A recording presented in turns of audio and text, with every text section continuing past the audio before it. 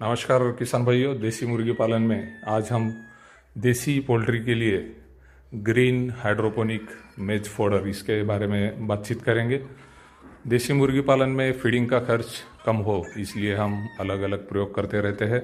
उसी में का एक प्रयोग है हाइड्रोपोनिक मेज प्रोडक्शन। अगर हमारे पास देसी मुर्गी है तो उनका फीडिंग कॉस्ट कम करना बहुत ही ज़रूरी रहता है, क्योंकि आप सभी को पता है देसी मुर्गी पालन में फीडिंग कॉस्ट तकरीबन 80% तक जाता है, जो कि टोटल पोल्ट्री का जो कॉस्ट रहता है उसमें बहुत बड़ी मात्रा जो है हमारी वह फीड के ऊपर खर्च होती है। तो ऐसे समय में अगर हम देसी मुर्गियों को अलग अलग फीड ऑप्शन देते हैं तो इसमें हमारा फीड के ऊपर का खर्च कम होता है। और उसी में का एक पॉपुलर ऑप्शन है हाइड्रोपोनिक मेज। और आप सभी को पता है कि गर्मियों में यह एक बहुत ही पॉपुलर ऑप्शन है, क्योंकि गर्मियों में हम देखते हैं कि दिन भर का टेम्परेचर जो है बहुत सारे डिस्ट्रिक्ट में यह 40 के ऊपर चला जाता है। और ऐसे समय में मुर्गियों की वाटर रिक्वायरमेंट, पानी जो है उनको ज़्यादा लगता है। तो ऐसे समय में हाइड्रोपोनिक मेज यह अगर हम फीड के स्वरूप में पोल्ट्री को देते हैं तो एक तो फीडिंग की कॉस्ट कम होती है, ऊपर से उनकी जो वाटर रिक्वायरमेंट होती है वो भी पूरी होती है। हाइड्रोपोनिक मेज फीड अगर हम यूज़ करने वाले हैं तो सबसे पहले इसमें बात आती है हाइड्रोपोनिक मेज कैसे बनाना है। तो यह बहुत सारे वीडियो तो आपने देखे ही होंगे, हमारे चैनल पे भी हमने डिटेल वीडियो डाला है कि हाइड्रोपोनिक कैसे बनाना है। अभी मुझे लगता है बहुत सारे लोगों को पता भी चल गया है, और नहीं भी पता है तो हम जल्दी से ये भी बता देंगे कि हाइड्रोपोनिक मेज कैसे बनाना है। आपको 1 किलो मक्का लेना है और उसको 12 घंटे तक भिगो के रखना है। और आप सभी को पता है हम घर में भी इस तरह की बहुत बार स्प्राउटिंग के लिए अलग अलग ग्रेन्स भिगो के रखते हैं। उसी तरह हमें 12 घंटे पानी में भिगोना है। उसके बाद पानी से निकाल के इसे हमें कॉटन के कपड़े में या बोरी में लपेट के रखना है 12 घंटे के लिए। और ये 24 घंटों में आप देखेंगे कि इसको स्प्राउट निकल आएंगे। और यह स्प्राउट निकल आने के बाद आपको यह 1 केजी मक्का जो है 1 बाय 1.5 फीट का जो प्लास्टिक टेबल ट्रे रहता है इसमें आपको ये ट्रांसफ़र करने हैं स्प्राउटेड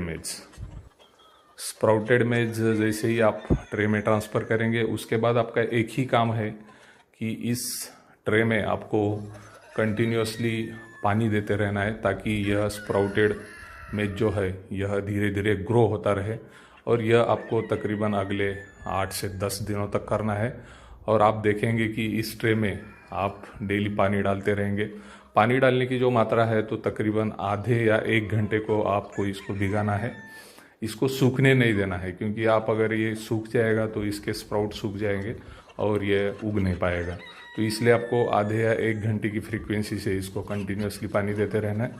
और 8 या 10 दिनों के बाद आप देखेंगे कि 1 किलो मक्का से तकरीबन आपको 8 से 10 किलो ग्रीन हाइड्रोपोनिक मेज फीड मिलेगा, जो कि हम मुर्गियों को देने वाले हैं। हाइड्रोपोनिक मेज बनाने का यह बहुत ही आसान तरीका है। हमारे ये वीडियो में भी आप देख रहे होंगे कि एकदम सादा प्लास्टिक का 1 बाय 1.5 फीट का हमारा ट्रे है और इसमें हमने यह हाइड्रोपोनिक बनाया है। और इसकी हाइट तकरीबन आपको 1 फीट तक आती दिखाई देंगी। हाइड्रोपोनिक में सबसे बड़ी समस्या रहती है फंगस की। बहुत लोग करते हैं कि पानी जो है आधे 1 घंटे की बजाय वो दिन में 1 या 2 बार ही पानी उसमें डाल देते, और इस वजह से पानी ज़्यादा होने की वजह से उसमें फंगस आ जाता है।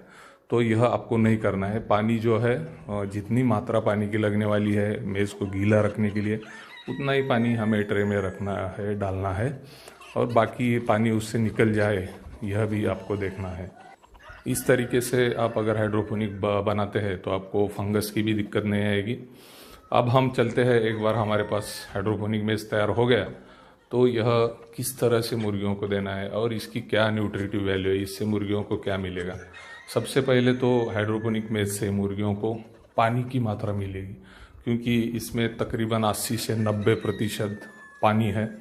तो हमने पहले ही बताया कि समर सीज़न 4 महीने जो गर्मी के रहते हैं इसमें बहुत बड़ी पानी की मात्रा जो है मुर्गियों को लगती है। और बहुत बार हमारे जो ड्रिंकर है वह खुले रहते हैं और पानी मिलता नहीं है। तो ऐसे समय में उनको एक कूलिंग इफेक्ट इस फीड की वजह से मिलता है। ये सबसे अच्छी बात पहली रहती है। दूसरी बात, आप सभी को पता है मुर्गी को ग्रोथ होने के लिए प्रोटीन लगता है, तो इसमें क्रूड प्रोटीन की मात्रा तकरीबन 13 से 14% तक रहती है। इसमें फाइबर की मात्रा अगर हम देखेंगे वो भी तकरीबन 14 से 15% रहती है। और इससे आगे चलकर हम अगर देखते हैं तो मिनरल्स अगर हम देखेंगे तो मुर्गी की ग्रोथ के लिए कैल्शियम, फॉस्फोरस यह मिनरल बहुत ज़रूरी है। तो इसी तरह calcium, phosphorus, magnesium, copper, zinc इस तरह के मिनरल भी आपको इससे इजीली मिल जाते हैं। और सबसे इम्पोर्टेंट जो विटामिन है, तो इसमें आपको विटामिन बी का ग्रुप जो है, तो यह विटामिन बी हाइड्रोपोनिक मेज से अवेलेबल होते हैं। आपको 1 केजी हाइड्रोपोनिक मेज बनाना है तो इसके लिए खर्च के रूप में हम अगर देखेंगे तो कम से कम 2 से 3 रुपये पर केजी हमें यह हाइड्रोपोनिक मेज पड़ता है। पर केजी की कॉस्ट 2 से 3 रुपये अगर हम देखते हैं तो यह बहुत ही कम है, क्योंकि आप सभी को पता है पोल्ट्री फीड की मार्केट प्राइस देखी जाए तो यह तकरीबन 30 रुपये पर केजी है। और हम इस फीड को अगर थोड़ी भी मात्रा में रिप्लेस करते हैं तो बहुत बड़ी सेविंग हमारी पोल्ट्री फीड के ऊपर हो जाती है। इसके बाद देखेंगे कि हम कितनी मात्रा में हमको यह हाइड्रोपोनिक मेज फोडर देना है और कौन से मुर्गियों को हम यह दे सकते हैं। सबसे पहले तो हमारे पास जो डे ओल्ड चिक्स है, इन्हें हम हाइड्रोपोनिक मेज नहीं दे सकते, क्योंकि जो छोटे चूज़े हैं उनमें उतनी डाइजेस्टिव सिस्टम इम्प्रूव हुई नहीं होती है। तो इस वजह से छोटे जो चूज़े हैं उनमें यह न दे। कम से कम हमारे पास जो आधा किलो के ऊपर की जो मुर्गियां हैं उनके लिए हम यह हाइड्रोपोनिक फीड जो है मेज का यह दे सकते हैं। और इसकी मात्रा जो है तो आधा किलो वेट हो जाने के बाद ऐसी मुर्गियों को हम दिन भर में तकरीबन 100 ग्राम से लेके 150 ग्राम तक दिन भर के समय में यह फीड दे सकते हैं। और यह जो फीड देना है यह ज़्यादातर दिन के टाइम में दे, क्योंकि हमने आपको पहले ही बताया कि समर सीज़न में दिन के टाइम में टेम्परेचर 40 डिग्री के ऊपर चला जाता है। तो ऐसे समय में फीड अगर हमने यह दिया हाइड्रोपोनिक तो कूलिंग इफेक्ट जो है वह मुर्गियों को मिलता है। तो यह बात ध्यान रखनी बहुत ही ज़रूरी है। आप सभी को पता है कि देसी मुर्गी जो है उनकी डाइजेस्टिव सिस्टम जो है बहुत अच्छी रहती है। और यह कौन सा भी फीड खा के, क्योंकि हम जब बैकयार्ड में इसे छोड़ते हैं, फ्री रेंज में छोड़ते हैं, तो यह हमारे आसपास के एरिया में जो कूड़ा कचरा, घास, छोटे कीड़े, इन सबको खा के इनका जो ग्रोथ है वो अच्छा ग्रोथ होता है। तो उसी तरह हाइड्रोपोनिक फीड भी देसी मुर्गियों में देने से कोई दिक्कत नहीं आती। बहुत सारे किसानों को ऐसा लगता है कि ये देने से वेट कम हो जाएगा, तो ऐसा कुछ भी नहीं होता। उल्टा हमारा जो फीड के ऊपर का खर्च होने वाला है वह बहुत सारा खर्च फीड के ऊपर का हमारा बच जाता है। उसी तरह जो देसी मुर्गियाँ एग लेइंग कर रहे हैं, देसी मुर्गियों में अंडे हमें मिल रहे हैं, तो अंडे देने वाली मुर्गी के लिए भी यह लाभदायी रहता है। खाली हमें यह देखना है कि एक मुर्गी को तकरीबन 100 ग्राम से लेकर 150 ग्राम तक ही यह सीमित रखना है। इसकी मात्रा अगर हम बढ़ाते हैं तो अंडे देने का जो प्रमाण है वह कम हो सकता है। तो यह ध्यान जरूर रखें कि अंडे देने वाली मुर्गियों में जो है यह फीड 100 से 150 ग्राम तक ही दे। देसी मुर्गियों की फीडिंग कॉस्ट के लिए इस तरह के हम वीडियो आपके लिए लेके आते हैं।